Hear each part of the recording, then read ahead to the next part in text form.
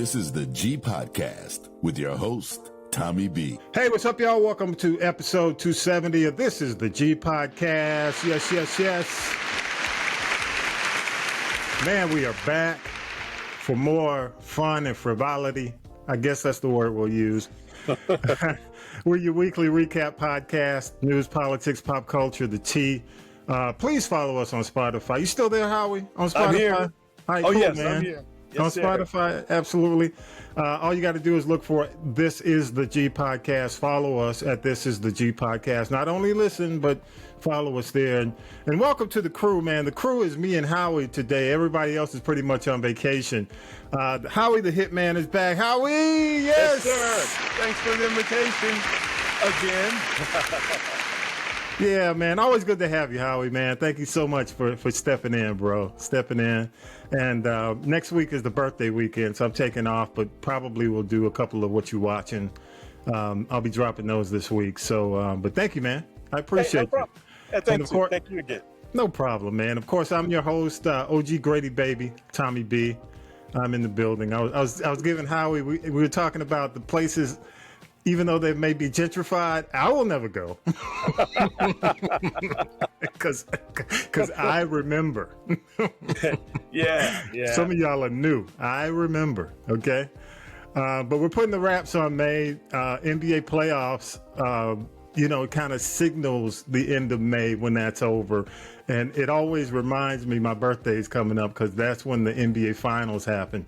And OKC, man, has shut down the Timberwolves. That's where we are. And as we tape today, the Knicks are still kind of hanging in there, man, against the Pacers. And as we tape on Saturday, they play tonight. Howie, you expressed some concerns about the quote unquote the entertainment value of Knicks and Pacers. You still feel that way, man? You still feel that way? And explain it to the people. Go and explain it. I will. Ultimately, this is a business, man, and you want to try and hit as many large markets as possible. OKC and Indianapolis or Indy they're super small markets, but they got the best players and they deserve to be there. OKC and Williams and Alexander, those are some outstanding players, man. A young Chet Holmgren, those are some outstanding players, and that's the future of the NBA. I would not be surprised if those guys at some point get out of OKC and get to some larger market, just general principle based on the fact that the NBA needs these large markets. But that being said, Knicks and Indianapolis going into Game 6. They're playing in Indianapolis. They may try to close it out. They held Halliburton down to nothing or 6 points, I think, in this game, in Game 5 in New York. Right. If they can do that again and slow them down, the Knicks may have a chance at home in Game 7. But we can't get there until we can win tonight. But at the end of the day, it's a business, man. You want the biggest market with the most money to be a part of the entertainment. Man, I got to do the counterpoint, man, because here's my thing. If it's a business and you're accepting these markets into the league, then don't accept them into the league if you aren't going to allow them or expect them to win. You understand what I'm saying? Yes. And my whole point, that's why there's so much conspiracy around things like, for example, the Luka trade. When Luka sent Dallas sent Luka to LA. A lot of folks were upset because they felt that the league is propping up the bigger markets. They don't want the Lakers to fall. Okay.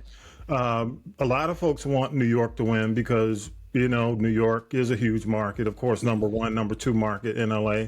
But my whole point is, don't even put them in the league if you're not going to at least have expectations of them to win it all.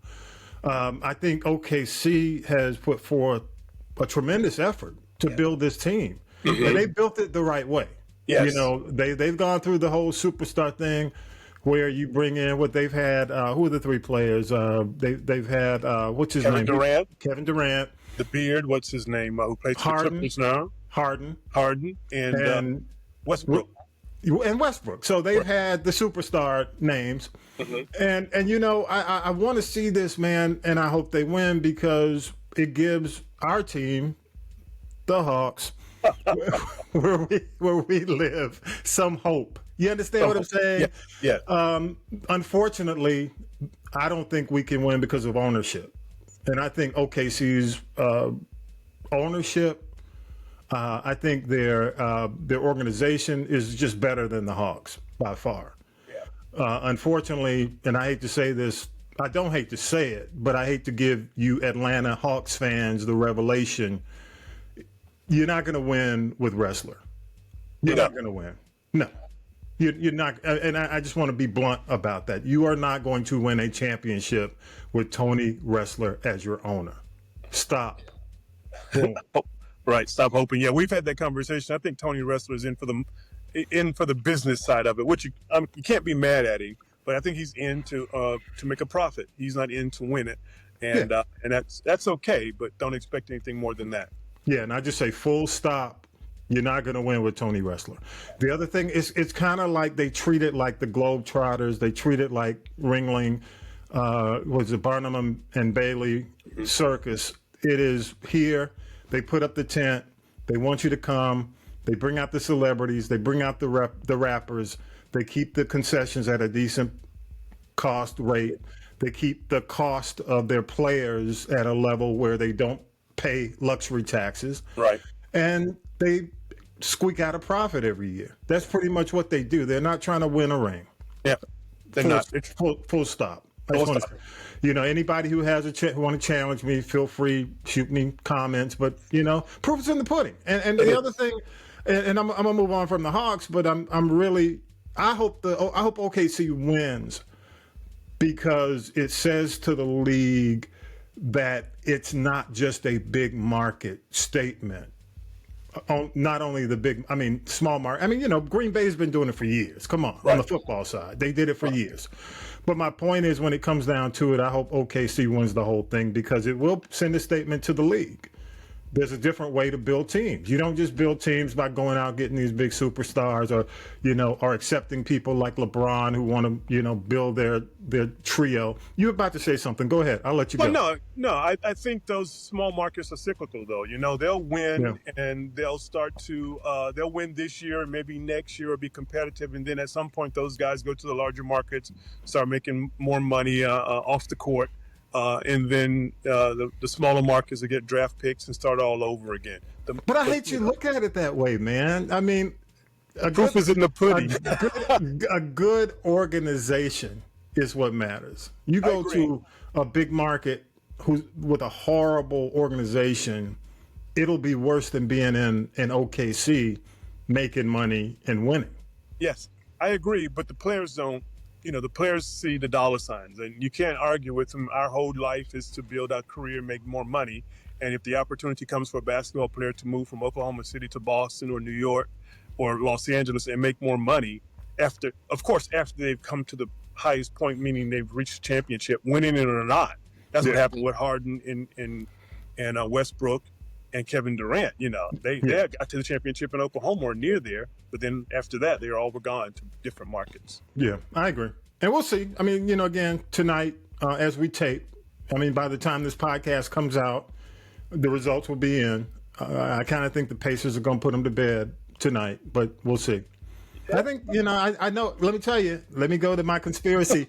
The conspiracy theorists are saying, they want the money. The league knows that they may take a hit with the OKC Pacers. So the longer the Knicks and Pacers play, which is going to have a lot of eyeballs on it, right? They're going to go in, basically, hitting and above. Yeah. So overall, it'll average out if it's OKC and the Pacers. That's what the conspiracy theorists are saying right now. All right, we're gonna go with that. We'll see. All right. Hey, man, let's go ahead. We'll go ahead and do news with Syracuse Mike. We'll come back on the other end and talk about some more stuff. All right, Howie, appreciate you, man. Yes, sir. News team, assemble! It's time for the Week in News with Syracuse Mike. For now, federal workers can breathe a little easier after a federal judge has extended a freeze on Donald Trump's sweeping mass layoffs and agency reorganizations, calling out what she sees as constitutional overreach. AURN's Ebony McMorris has more. Judge Susan Ilstron ruled that Trump likely must go through Congress before gutting 22 federal agencies. That means workers at agencies like the Social Security Administration and the Department of Labor are protected, at least temporarily. This all stems from the Executive Order 14210, Trump's aggressive plan to eliminate waste and bloat, which has already seen 24,000 federal probationary employees fired. But in two separate court cases, nearly 16,000 of those firings were deemed illegal. For AURN News, I'm Ebony McMorris. The man who was elected to the U.S. House by beating well-known civil rights leader Adam Clayton Powell has died at the age of 94. Former New York Congressman Charlie Rangel, a towering figure in Harlem politics and another champion for civil rights, served in Congress for over 4 decades after being elected in 1970. He was a founding member of the Congressional Black Caucus and became the first black chair of the powerful Ways and Means Committee in 2007. Rangel's family confirmed that he passed away Monday at a New York hospital. In a surprise move, U.S. Health Secretary Robert F. Kennedy Jr. announced the CDC will no longer recommend COVID-19 booster shots for healthy children and pregnant women. I couldn't be more pleased to announce that as of today, the COVID vaccine for healthy children and healthy pregnant women has been removed from the CDC recommended immunization schedule. The decision, posted on social media, bypasses the CDC's standard process and is drawing sharp criticism from legal and medical experts. They say it's unprecedented for a health secretary to make such a call unilaterally. The CDC still listed the boosters as recommended as of Tuesday morning. The announcement could cause some confusion and open up the administration to legal challenges. In a dramatic move, President Trump has granted full pardons to Todd and Julie Chrisley, the reality TV couple convicted in 2022 of defrauding banks out of over $30 million and committing multiple tax crimes. A video of the president was posted Tuesday showing him informing the couple's daughter, Savannah Chrisley, about the pardons. Savannah spoke at last year's Republican National Convention. Todd Chrisley was serving 12 years in Florida, Julie 7 in Kentucky. Atlanta pastor Dr. Jamal Bryant, who launched a boycott of Target earlier this year, is now targeting Dollar General. He accuses the chain of abandoning DEI efforts and failing to invest in the low-income and black communities it serves. Instead of a shopping boycott, Bryant's group is launching a digital protest, flooding Dollar General's emails, phone lines, and social media. He says this approach avoids hurting rural families who rely on the store in food deserts. The campaign starts immediately. Bryant demands Dollar General restore its DEI programs, invest in black vendors, and address systematic racism within its ranks. In a swift legal turnaround, an appeals court has cleared the way for President Trump to continue imposing tariffs, at least for now. The U.S. Court of Appeals for the Federal Circuit issued the ruling just one day after a lower court blocked Mr. Trump's use of emergency powers to levy those tariffs. The Thursday decision is a short-term win for the president's economic agenda, allowing his so-called Liberation Day tariffs to move forward. Those include levies targeting key U.S. trading partners like Canada, Mexico, and China, amid claims that they're linked to the fentanyl crisis. Elon Musk is officially ending his tenure with the Trump administration. The billionaire entrepreneur, known for leading X, Tesla, and SpaceX, had been tasked with overhauling the federal bureaucracy. Musk's time with Trump was marked by deep cuts, department clashes, and fierce political backlash. He slashed his original goal of $2 trillion in spending cuts down to $150 billion, citing resistance in Washington. His exit comes just a day after a CBS interview was released in which Musk criticized Trump's current big, beautiful bill as a massive spending bill that undermined his department's work. I was disappointed to see the massive spending bill, frankly, which increases the budget deficit, not just decrease it, and undermines the work that the Doge team is doing. In Henry County, the cleanup continues after a tornado ripped through a Locust Grove neighborhood Thursday night, damaging more than a dozen homes and injuring 2 people. The storm hit hardest near Bethlehem Road and Fresh Laurel Lane, where one home was leveled. Among the injured, actor Trey Chaney, known for the HBO series The Wire, and his 18-year-old son, who remains in critical condition. The actor found his phone in the rubble and recorded a video message saying, "Thank God I'm still living. I survived the tornado. My son, he survived.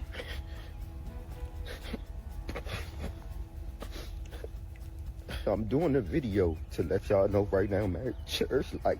Cherish life as much as you can. The video is hard to watch. A shelter is open at Bethlehem Elementary School, and the local Red Cross is assisting displaced residents. Yeah, if you've watched The Wire, his name's Trey Chaney. His son is actually in ICU. I think he may still be in ICU. It's just been a few days. And you know, it hits home for me because, you know, that's like my area. That's my hood, man. I mean, it's within 10 miles of the crib. And it was an EF2 tornado, southeast Atlanta, and just devastating, man. It threw his son 300 feet. Just kind of give you an idea. And hit some home. You know, it's random. You know, these tornadoes come through, they hit some homes, skip over others, and just, you know, hopefully, you know, he lands on solid ground. Good guy. A lot of folks knew him. As a matter of fact, before this had happened, he was at some event where he had his wire gear, his shirt on. You know, he's still going out making appearances. So, you know, get back soon, get well soon to his son. Yeah. Hey, I don't know if you had anything to say. I'll leave it at that before I move on. Go. Oh, yeah, that's cool. I saw that on television the other day, and I didn't recognize him so much until they mentioned The Wire. And we did some research, and I had a really good room. One of my old roommates was an actor on The Wire. Andre Royo is his name, and so that's kind of picked that up. But I'm glad he's doing well. And yeah, you got to watch out for those hurricanes down South Atlanta. So you know they come through. Tornadoes that feel like hurricanes. Yeah, right. I'm sorry. Yeah, I mean tornadoes. That's a Miami boy. That's the Miami coming out of you. Yeah, that's the Miami. Hey, you know, 47 has a new nickname. We didn't get into it in here. You've heard of Taco. Taco. And it stands for Trump always chickens out. And a reporter asked him, had he heard it? And he went off. I started to play the clip, but it says it all. You know, the fact that he was pissed. He's pissed. You know, he's so quick to give everybody else a name, and now they're calling him Taco. And of course, Jimmy Kimmel, the late night shows are having a field day with Taco. So, yeah, look it up. You know, it's all over TikTok. Yeah, but you know what? It's almost fitting because they gave him the name. A Financial Times columnist Robert Armstrong gave him the name, meaning Trump always chicken out.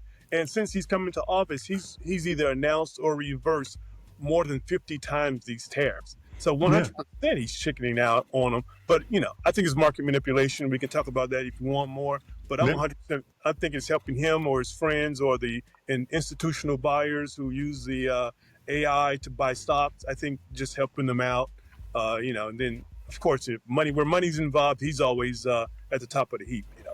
Yep, I agree. And you've got the pardons, man. Of course, legendary Larry Hoover, who, you know, basically, you know, gangster disciples out of Chicago. Apparently, Kanye West had a lot to do with this. Kanye's still tight with the president, so he's been encouraging him along the way. So now that pardon has gone through. You know, and if you look at, well, of course, the Chrisleys was the big news this week. You know, basically their financial crimes and tax crimes have been pardoned. So they're out and about. That's here locally because they're in the Atlanta area. So if you look at Trump's pardons just from black men, you've got Kodak Black, you've got Lil Wayne, you got rapper NBA Youngboy, which recently, again, this part of his second term. Do you see a pattern with the black men he's pardoning? Absolutely. When it comes to African-American men, he's targeting, and I say he, maybe him and the Republican Party are targeting young African-American men for their vote. And part of them is the community that they think most African-American men tie themselves to, which is the rap community. And that's all it seems to be. Or for lack of a better term, they don't hold me to this particular thug community or people, you know, or in that lifestyle. And that's who he's targeting. NBA Youngboy, Kodak Black. Then we got this Larry Hoover, 75 years old now, been in that Supermax prison for the last 30 years. And he's pardoning him because that's who they think these young African-American voters tie themselves to, or look up to, I should say. The lifestyle. Yeah. The lifestyle, absolutely. Well, you know, one of the things I think he also sees, or they see, maybe as a party, is the marketing opportunity because eventually when it comes down to their lyrics and some of the things they say, because back in the day, of course, before he went into politics, rappers have always idolized gangsters and millionaires and billionaires. Right. Because now he's talking about the possibility, somebody asked him about whether or not he pardoned Diddy. And he basically said, Diddy and I used to be close until I went into politics. I'm not sure if he likes me anymore. But one of the things he did say, he said, well, if he's being done wrong, I'll look into it. Okay. But it's just interesting, man, the pattern, because one of the things, and I mentioned this, I did a social media post and I said, well, he ain't pardoning no Panthers. No. If you were a political, quote unquote, prisoner, black political prisoner, and you had, a certain slant, some feel like it's a socialist, communist slant to some. Right. He ain't pardoning them. No. So it's an interesting take. I agree with you 100%. That's the goal will be votes. Yes. And it'll be interesting to see whether or not it works for him, but it's an interesting take. Yep. You got anything else, man? Anything else stand out in the news for you? In the news for me, yeah. Well, I was just thinking, I know we're going to get to Wes Moore, but he has some interesting taken. I'll hold off on that. Okay. And, but as far as the news is concerned, I'm just a little bit taken back about the way the executive office is wielding its power. And I know we've talked about this a little bit. Somewhere, somehow, we as a people, based on the Constitution, need to stand up. And I think it's starting to happen a little bit because a lot of the Republicans who are going to their local communities, the senators and congressmen, are being ripped apart. I think there was a young lady who was in the Midwest the other day who was the latest one out there. And they were talking about Medicaid and taking that away. And her response was, well, all of us are going to die at some point. Yeah, that's the thing, Howie. Here's my concern.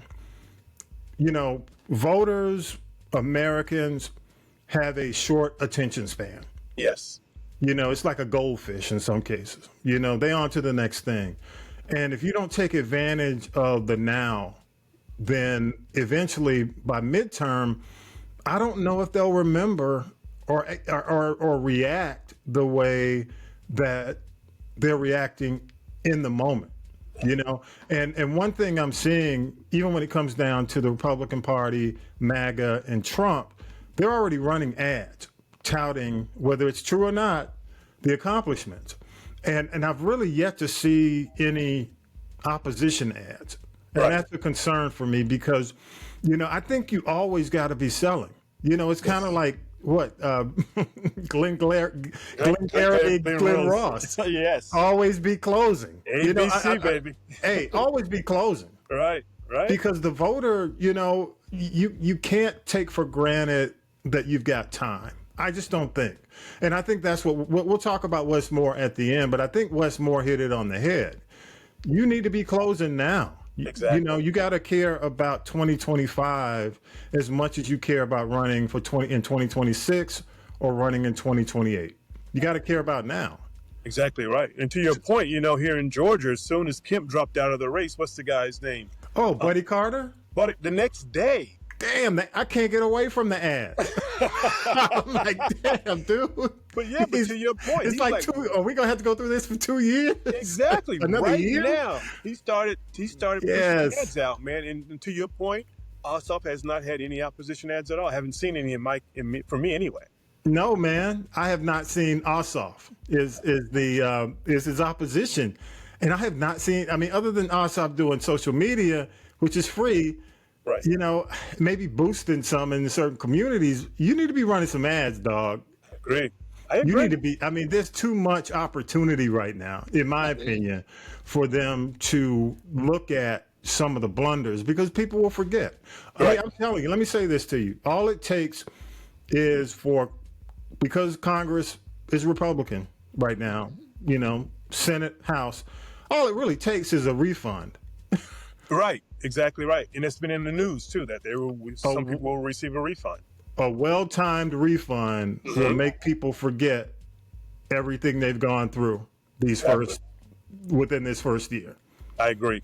And I think that's going. I mean, don't quote me. Well, you're gonna have to quote me now. I said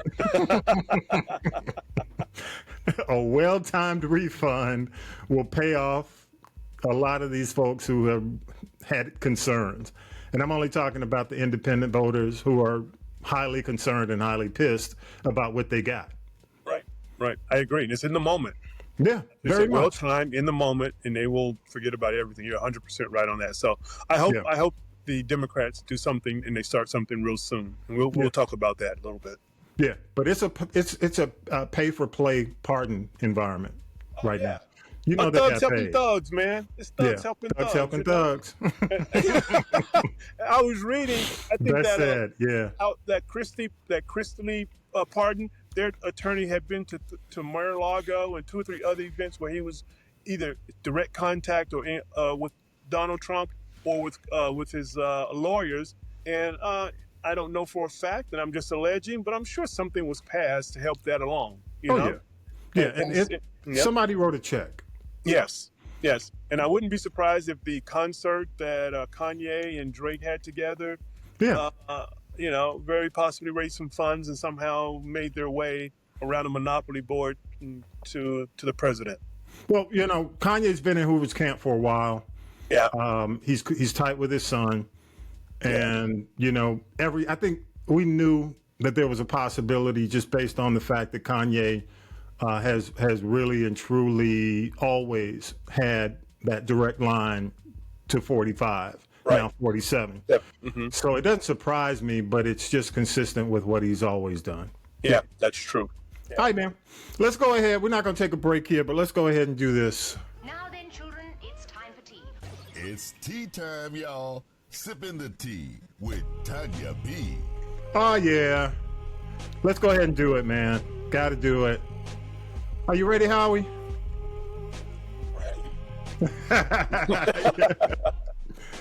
Tanya B is out this week, so I got to do it for her, man. Eddie Murphy, man, and Martin Lawrence. Might be Eddie Lawrence.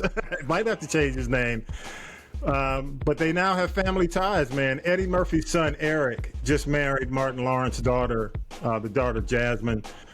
So these two coming America and Bad Boy dynasties are coming together. Oh, you remember the movie Life? Yes.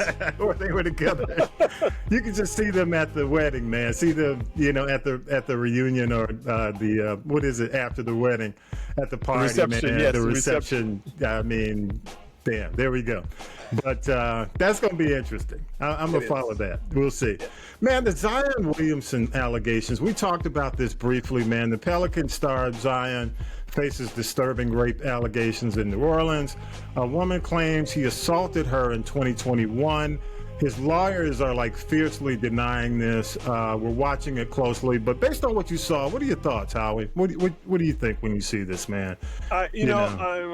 I probably get in trouble for this. I always have concerns when it's 5 or 6 years later, but I can understand that if there is some concern about, post-relationship harm, that you kind of hold it in until you feel safe that you can give this information out. I just wish if there was truly an incident going on that these ladies would come forth and tell the truth. But to the young men who are in sports or into entertainment, you have to be careful, man. You just can't be hanging out all over the place with anybody about anything because you sometimes become a target. And I'm not advocating for either party. In this case, I'm just saying you have to be careful as a young man.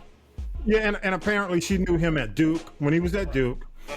And again, I think this said it happened in 2021, and she was still with him in 2023. Right, apparently. Yeah. So it's going to be interesting when this goes to court.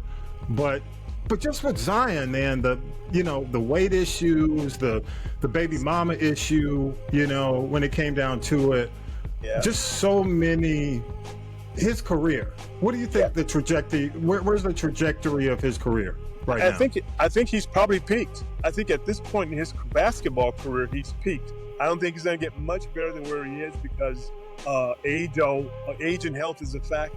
And so as far as basketball, we probably will remember him more as a Duke basketball player than as an NBA basketball player. Oh yeah, because I don't think has he made any All-Star games?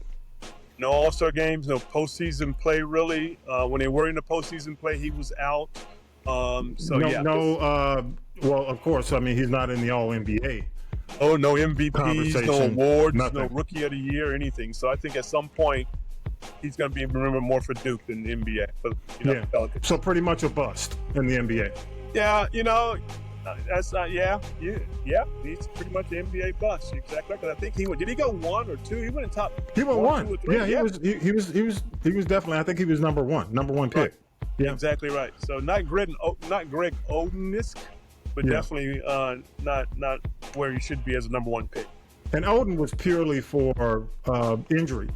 Yeah, Oden I think his patella was turned backwards or something. It was never for controversy or right, craziness. Exactly, that's true. Yeah, so we'll see how this goes. Man, speaking of craziness, the Diddy trial is just every week there's something. This week, a witness says Prince's team, and this is the artist known as Prince, of course. It basically said that Prince's team had to restrain Diddy at a 2016 party when he lunged at Cassie after she spoke to another man. So, Prince's name came up in this trial. The assistant Mia, which is what she's going as, revealed that she has PTSD from alleged abuse. The defense grilled her over basically some Instagram posts praising Diddy. And you know what she said? She came back and said, look, Instagram's a highlight reel. That's what I was getting paid for. I was miserable. Right. So, I got paid to do that. There was testimony about her having a yacht escape. Basically, Diddy allegedly chased her off a boat for counting money too slow. Wow. And also, Diddy said that she betrayed him. She sued him for $400,000 after Revolt TV. Revolt Films folded. Diddy called it a stab in the back. So, we'll see, man. A lot of people have a lot to say, but I go back to what I think you and Vi were saying in the previous podcast. We got to get to the point where we start to tie this to trafficking. Yes. When are we going to get to that point? Because that's what we're bringing in. I mean, it's a RICO, okay? So I want to see, I'm interested in seeing how this is all going to tie together. Do you see it coming together right now? Not right now, but I think I read something this week where they are starting to move more into the RICO conspiracy, money laundering type part of the trial. So maybe next week or the week after, you'll start to see more of that. But again, I think there's a foundation being built, and we're going to get there, or at least the prosecutor will get there. Let me ask you a question about that, because in the daytime, I don't watch television. Is it live on television, or no, it's not live? Okay, cool. Nah, to the point where you're only getting, basically from a third-party report. Okay. And they can't show pictures. I mean, it's matter. You're just looking at sketches from the courtroom. Okay. Cool. Cool. So it's not that kind of trial. On another hand, on another story, man, and tragedy, they call him Chicago Mike Sumler, known for being Kool in the Gang's hype man, died at 71. Here in Cobb County, man, Cobb County, Georgia, in a car crash. He had just done a show with Confunction. And Michael Cooper, is the lead singer for Confunction, gave a tribute. He basically said, we didn't know that Sunday night's Love Train would be his last ride on the Love Train. So Chicago Mike had performed earlier with Confunction. He was known for being and appearing with other bands as well, but he's primarily known for his work with Kool and the Gang. So rest in power to Michael Chicago Mike Sumler at 71. Yeah, and I got to say this, man. The Chi has been renewed, so I got to give it up to the Chi. Yes, a lot of controversy.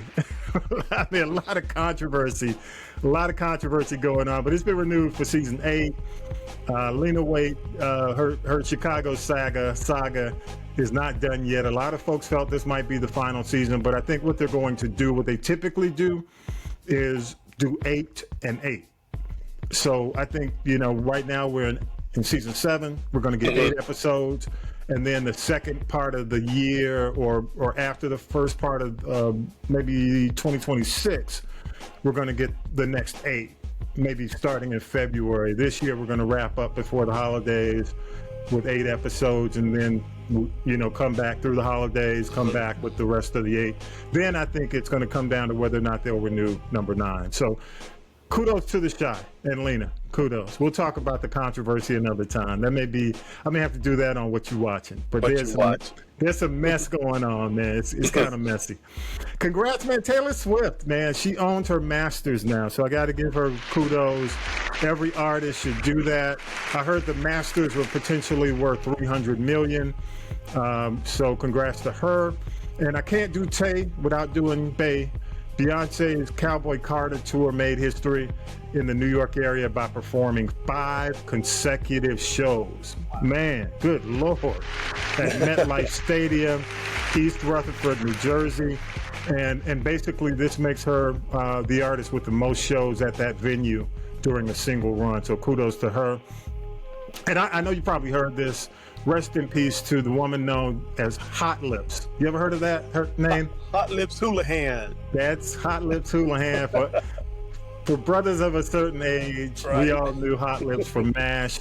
Loretta Swit, Emmy-winning actor, died this week at the age of 87. All right, and we don't normally talk about these types of actors, but I got to bring this up. There's an actor named Sydney Sweeney, and she does primarily horror movies. She's partnered with a company called Dr. Squatch. I don't know if you've heard. I think they may do organic type, you know, almost like I don't know if it's like what is it, Trapper Joe's. I don't know if it's like that or not. But Sydney Sweeney has partnered with Dr. Squatch to release a limited edition bar soap, and it's called Sydney's Bathwater Bliss. All right. Now here's the catch. It is infused with her actual bath water. Oh, I'm not sure I'm purchasing that. But you know how we used to say back in the day, I drink your bath water. I mean, you know, back in the day. Oh yeah. You know, back in the day.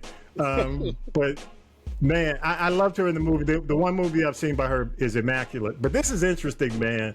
So she has infused her actual bath water for her fans in the soap. So just in time for my birthday, it's going to be available June 6th at drsquatch.com. Good Lord, can you even imagine? Can you have imagine no words, that? man. That's all I got, man. I mean that, but it goes on sale, you know, soon. So you can get yours, Howie. Yeah, okay, I got it. Okay, don't bring it in the house. Yeah, right? Don't bring that up in this house. All right. Hey, man, let's go ahead. Let's take a quick break, and we'll be back, and we'll wrap it with some politics. Here we go.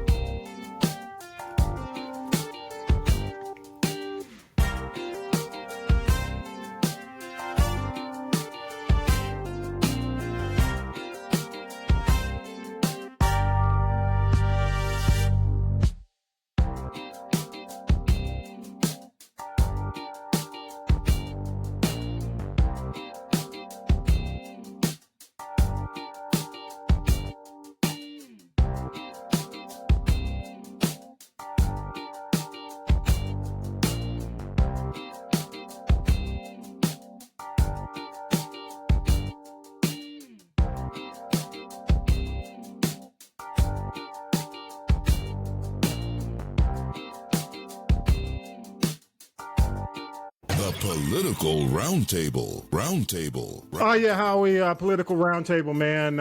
Again, Hitman Howie's in the house with me, man. Thanks again, Howie, for joining me, man. We're taking a break next week, but got to get this in. You know, Maryland Governor Wes Moore was in South Carolina. You know, Clyburn does this fish fry every year. As a matter of fact, he did the fish fry that saved Biden. If you remember when Biden was running back in 2019 during the campaign, and it helped Biden with the endorsement he gave him. Mm-hmm. So he's been doing this fish fry for a while, and a lot of people feel that the fish fry is an opportunity for, you know, prospective Democrats to make their name. And he said something, man, I thought was pretty impactful. And I'll read it to you. I want to get your thoughts. He said, I want to be clear. We can and we must condemn Donald Trump's reckless actions, but we would also be foolish not to learn from his impatience. Now's the time for us to be impatient too. Let's not just talk about an alternative. Let's not just study an alternative. Let's deliver an alternative. Howie, what are your thoughts, man? 100% right. I learned a long time ago that you can learn from a bad manager. In this case, the person we have running our country is a bad leader, but we can learn some things from him. And to Mr. Moore's point, we can learn impatience. Do things right now. These first 100 plus days that the current administration has been in place has wrecked, in my opinion, our country at a rapid pace. And what Mr. Moore is saying is we can do the same thing with the goodness of the things about this country, but we need to do it now, and we need to deliver on those now. And I made that same note that you just said. Let's not study an alternative. Let's deliver an alternative. And we need to deliver an alternative to the current situation and the current administration we have in office right now. Yeah, I mean, one of the things I do think the Democratic Party should learn from this is you need your Project 2026 and your Project 2028. And so in so many cases, I mean, we don't really know what the platform, what the solid platform is, until the election cycle starts. And I think in advance, do you think it's to some degree it's like an assumption?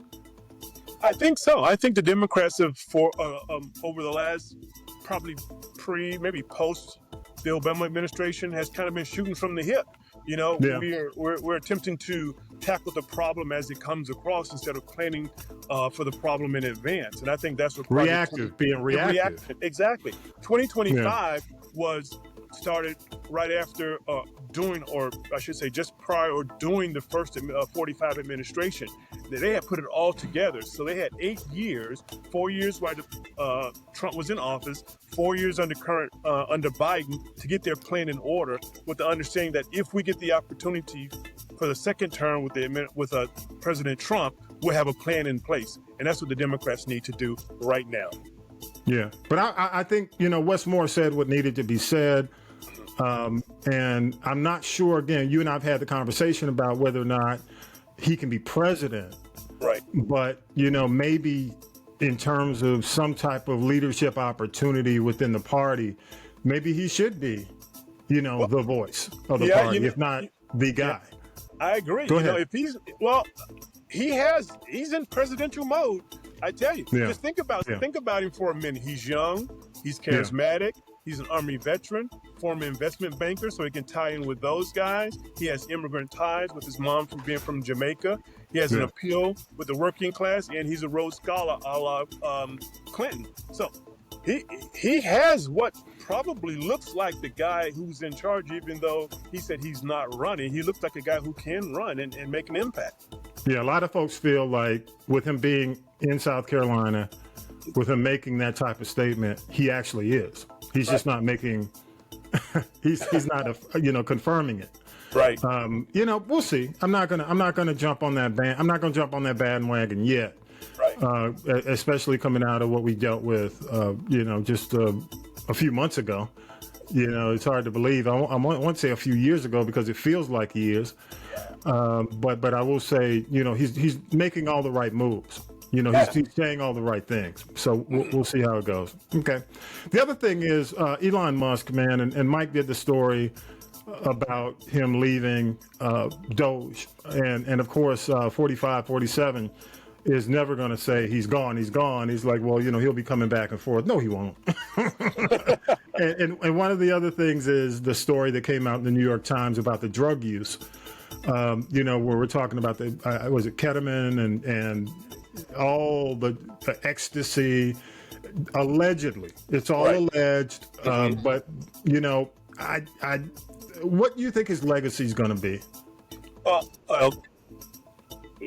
Around the drug stuff, the way he came on stage a few times, it may not be too far off. with the saw and all that. But I think his legacy overall, and this is from both parties and all the people in between the swing voters, is I don't think they're going to enjoy or hold him in high esteem as far as his legacy is concerned. I think they're going to have some really negative things to say about him, because I think somebody knows somebody either directly or indirectly, or it was them directly, that was impacted by the way he came into the federal government and made the cuts. And we talked about this coming in with a scalpel or a machete, and he came in with the machete. And I don't think people like that. I think people want change, but I don't think they want it at the way it was done under Doge and Elon Musk and his friends. Yeah, I agree. And then you look at the fact that he basically had to lower his estimate from trillions down to billions. Yeah. And there are even questions about whether or not he even cut billions. Oh, well, they got that new math going on over there, man. Oh yeah. It went from 2 trillion to 1.5 billion. And I don't think he got anywhere near that, in my opinion. But they took the numbers down off the site because the numbers weren't all correct when they started fact checking them. Yeah. Oh yeah. Yeah. A lot of the numbers have not been fact checked because in a lot of cases he hasn't really given access. So we'll see. I mean, I mean, honestly, I agree with you 100%. I think the only people who are, I guess, attempting to rewrite this troubled narrative are the people who are part of MAGA and the administration. They just want to do kind of the revisionist history already. About what he's accomplished and what he's done, and quite frankly, I don't even think when you look at Tesla and the harm his involvement has done, what it's done to Tesla as a company, in addition to SpaceX. I mean, I don't know if you've been following the news over the last couple of weeks. SpaceX, I mean, the crashes, the test crashes, the number of mistakes they've had. And I think this has to play to a certain extent. If you're the U.S. government and you're talking about waste, why would you go with a company that can't get the test runs correct? Right. Can't get off the ground. I agree 100% with you. And I think that's not, because if you got to use manned, eventually when you go to the manned, space trials, I wouldn't do it. Right. I wouldn't want anybody to invest in that, but go ahead. Right. Yeah. Well, I think the Tesla board was getting pretty close to letting him go as their CEO because of the impact of the company. That could be, even though they're saying he's leaving now because he's finished, I think he's leaving more so now because Tesla is saying, hey, if you don't get yourself together and come back and get things in order, we're going to be looking for a new CEO. You're exactly right. But it's interesting. It's interesting because, Elon's always kind of been this unstable dude, even going back to his relationships and some of the quote unquote tea that he's been involved with some of the rappers, the female rappers and some of the baby mamas and things like that. It's like there's always been stuff about Elon that questions, okay, Elon, you gonna do this? Right. Yeah. You're going to trim the U.S. government when you got a problem with all this. Right. I get it, but it's even with Trump, and I don't want to go into that because I always go into why you guys have these high expectations from this dude. Right. Their lifestyle tells you all about them, don't they? Yeah. Absolutely. I mean, so, I ain't gonna run for president. No. Or, even to try to go in and cut the government. I mean, that's just something, but just to say we can do this, or I can do this, that's just taking on a lot. And I think he learned. I don't think he'll ever do it again. Quite frankly, I just think it's a soft way out, but he's going to remove himself from this completely. I don't expect to see him coming back. I don't either. Not at all. No, I don't expect. You got anything else, ma'am? On the political side? Well, I just think there's far better people who can come in and trim the government than Elon Musk, and they haven't done it. They haven't had a chance to do it for whatever reason. But he would have not been my first choice to right the ship as far as the federal government is concerned. Yeah, I agree. All right, man, let's go ahead and do it. It's time to wrap it up. This is the G Podcast. Howie, Hitman, you got any shout outs, man? I got two things, man. Tomorrow, June 1, I'm starting 75 days, 75 hard and 75 days of diet, exercise, and mental strengthening. If you guys want to jump on, man? I don't know if I sent you the 75. I sent you the other thing though. But yeah, send me that, bro. Yeah, I might. So, I'll look at it. Go ahead. I'll look at it. Go ahead. Check it out. It's 75 days. You get your own diet. You drink a gallon of water a day. You do 2 45-minute exercises. One has to be outside to read 10 pages of a book. And you take a picture of yourself each day. So jump on it. And then I also had this POV, Jamal Bryant. I think it was said in the news. He's targeting Dollar General now. Why I appreciate that, I want to be careful, and he said he's going to be careful about it as well. Sometimes Dollar General is the only store in some communities, so be careful when we're targeting them. But he mentioned that. He did. He said they're going to do it electronically versus saying still go to the store, but hit them on the phone and email and text. But that's another thing he's doing, and I'm all for it if it's going to help our communities and let them see us as people as well, because they do enjoy our dollars every day. Yeah, I agree. And the other thing, I mean, it's interesting he said that, because my whole thing, I've always had an interest in simply protesting the fact that there are food deserts in a lot of these cities. And I tell people the story. I mean, I lived in Macon for a while, and there are areas where, within 10 miles, there's really no fresh fruit. Of some communities, and it just shouldn't be that way. I think Dollar General definitely, a lot of these stores, and it's interesting because a lot of these stores, man, are just targets of crime.